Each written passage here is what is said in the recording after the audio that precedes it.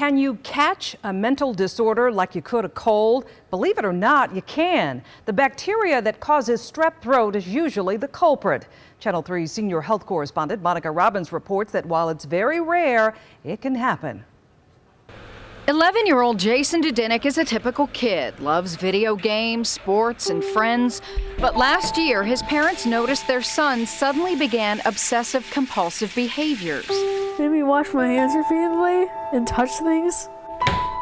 He also developed tics, and his handwriting went from this to this. My husband looks at me, he's like, there's got to be something medical causing this, because it just seemed like things were just snowballing, like one thing after another. A neurologist diagnosed Jason with a condition called PANDAS, short for Pediatric Autoimmune Neuropsychiatric Disorders associated with streptococcal infections. Yep, that same little bug that causes strep throat can affect the mental status of a child. There's a lot of different behavior problems that can be acquired or caught depending on what part of the brain is involved. Symptoms of PANDAS are specific.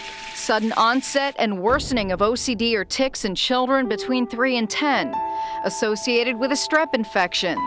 Includes additional behaviors like ADHD, separation anxiety, and age regression, like Jason's handwriting skills that went back to normal a few weeks later.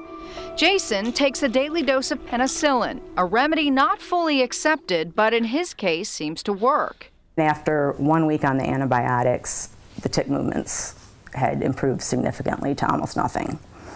So that to me kind of said, I think we're on to something. The symptoms stopped after something else. He got steroids actually for his asthma, and everything went away. I mean, my husband and I were like, it's gone. And he was fine for a long time until the next time he was exposed to strep. There's no firm data on how many cases of PANDAS there are, but it's certainly not easy to catch. The important thing is all of these are rare. It's much more likely that the mental health condition has another reason, not because you've caught it from an infection. Now, Dr. Wisnitzer stresses how rare this is. Most of us have been exposed to strep, but very few develop PANDAS. Only people with the biologic susceptibility can get this.